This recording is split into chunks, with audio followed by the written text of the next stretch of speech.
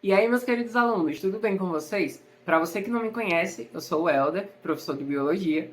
Se você não é inscrito no canal, já se inscreve, ativa o sininho, clica para compartilhar e curte aí o vídeo. Bom, a gente já vem em uma série de vídeos sobre agricultura sustentável.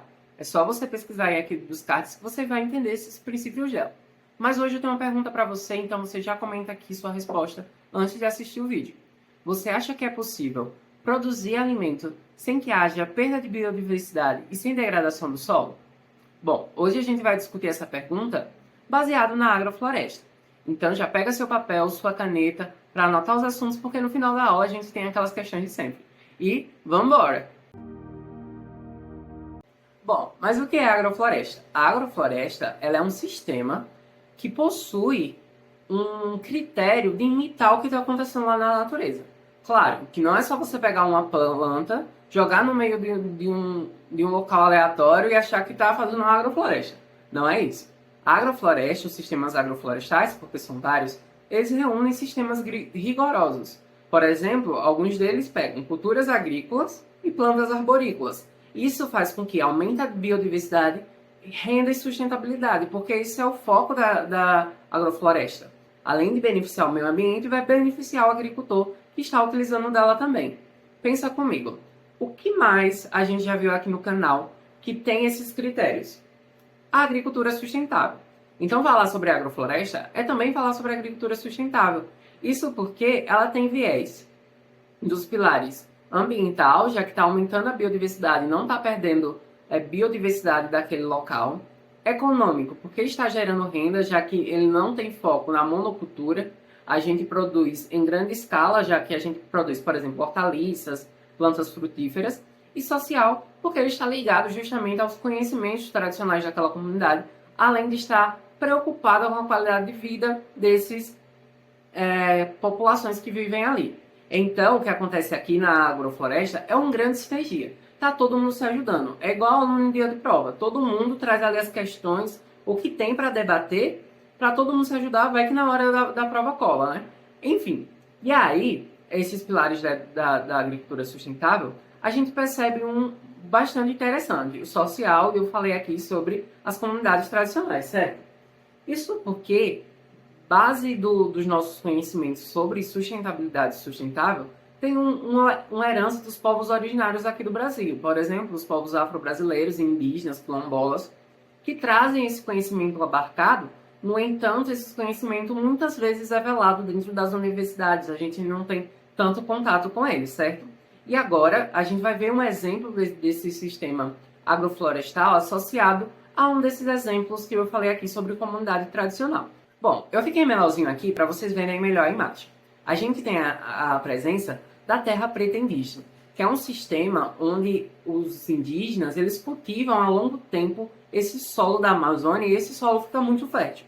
Então a gente tem de um lado um solo, por exemplo, da Amazônia que não foi cultivado por esses povos, onde a gente, embora seja rico em nutrientes, a gente não tem a mesma quantidade que no solo da terra preta. Por exemplo, ó, aqui na imagem a gente consegue ver que quando a gente fala do solo fértil por conta da terra preta, é 30 centímetros a mais do que o normal, que seria desses nutrientes, do carvão mineral, dos compostos orgânicos, do adubo verde, que vai gerar essa matéria orgânica e deixar esse solo mais fértil, diferente de alguns solos que a gente vê por aí. E aí a gente chega que o Brasil e as SAFs, eles têm a base desse conhecimento. Claro que não é um copia e cola como muita gente faz aí quando o professor manda atividade, viu, gente? Mas eles têm essa base, esses conhecimentos para ajudar a alterar esses ambientes degradados que a gente tem aqui no Brasil. Então, quando a gente fala sobre SAFs, a gente tem várias SAFs. E aí eu trouxe a sucessional. A sucessão ecológica, ela tem como princípio aqueles organismos que têm a capacidade de evoluir uma comunidade populacional, isso relacionado seja a planta ou animal, mas a planta, que quando eles estão em um solo degradado, ele tem a capacidade de evoluir e se estabelecer naquele local. E vamos fazer aquele esquema de novo, da imagem ficar maior para que vocês consigam entender esses princípios. Aqui na imagem, vocês estão vendo que, quando a gente olha, tem organismos de pequeno porte, que já se estão adaptados ao ambiente. Mas lembra que eu falei que eles precisam estar num ambiente degradado? Pois é. Quando a gente olha para a agricultura sustentável e a agrofloresta, eles têm esse princípio de restauração, certo? Na agrofloresta, por exemplo, essas plantas que chegam primeiro e dão origem ao ambiente para que as outras consigam se estabelecer, elas são chamadas de pioneiras. Anotem aí. As pioneiras são aquelas que chegam primeiro ao local e têm a capacidade de se estabelecer. Elas geralmente têm um período de vida curto.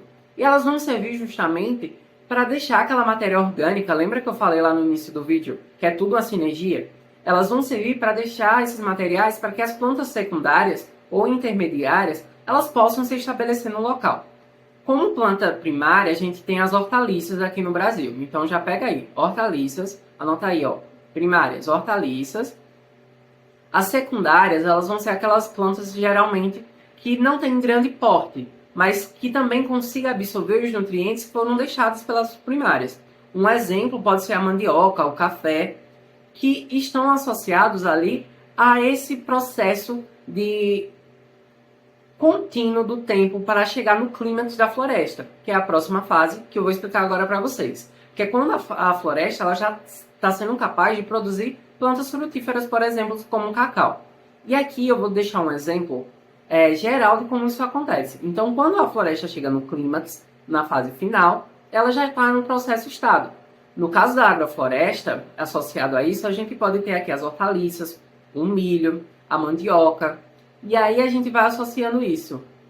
Quando a gente fala do café sombreado, por exemplo, ele precisa de nutrientes, e aí a gente tem as hortaliças que deixaram a biomassa para eles, o adubo verde, e a gente tem o cacau, por exemplo, que vai sombrear o café para que ele melhore a qualidade. Então tá tudo interligado e a gente pode associar um ao outro. Entendeu? Então a agrofloresta ela não é apenas colheita. Por quê? Por que vocês acham isso? Vou dar um tempo aí para vocês pensarem, vocês comentarem aqui. Pausa o vídeo e responde. Ela não é apenas colheita justamente porque na floresta as plantas elas apenas estão lá por enfeite para o homem ir lá e cortar, focado na colheita? Não, né? Justamente porque a agrofloresta ela tem o princípio de que imitar os processos na natureza. Quando você vai na serra, por exemplo, você vê troncos caídos, folhas caídas, tudo entrando em decomposição. E aqui na agrofloresta a gente tem a poda como ferramenta para imitar esse processo. Porque quando a gente poda isso e deixa ele se decompor no chão, a gente está aumentando a biodiversidade daquele local, os nutrientes que tem nele, não é? Mas aí a gente entra na questão. Quais as vantagens?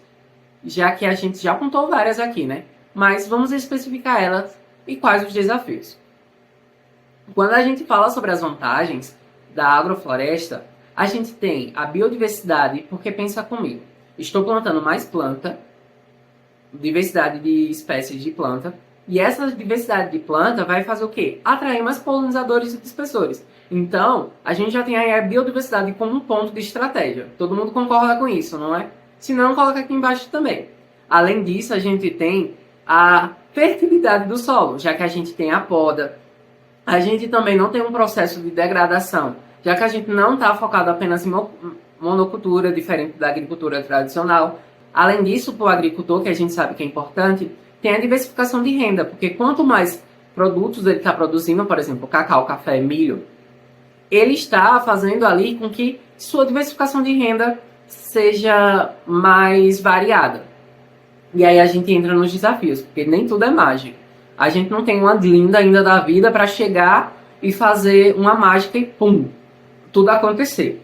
O que acontece é que, devido ao processo da agrofloresta, elas ter esse processo variado, a gente entende que ela tem um maior início, quando a gente fala sobre o início, de verba.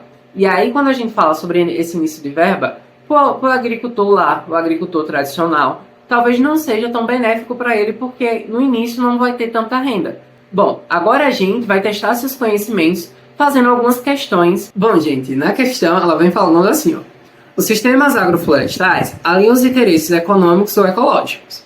Esses sistemas podem ser usados na recuperação ambiental de áreas degradadas que se tornaram pouco produtivas, como as utilizadas por muito tempo por pastagem. Bom, lembra sobre quem a gente falou que vai lidar com a área degradada? Se não, olha aí suas anotações, hein? Para isso, no primeiro momento, as árvores nativas são plantadas em conjunto com agriculturas anuais, como feijão, mandioca, milho e abóbora, como a gente falou, agrofloresta, que geram renda para os proprietários da terra e incentivam a manutenção do sistema. Olha aí os pilares da agricultura sustentável aparecendo.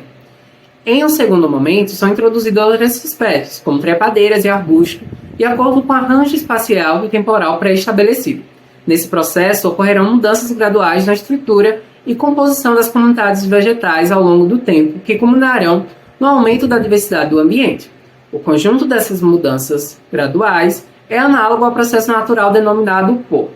E aí a gente tem rotação de culturas, sucessão ecológica, coevolução específica, adaptação por seleção e convergência adaptativa. Durante essa videoaula, você viu que a gente não falou sobre nenhuma dessas três últimas, então a gente fica com as duas primeiras. Quando a gente fala sobre rotação de cultura, a gente precisa estabelecer que ela é diferente de agrofloresta. Por quê?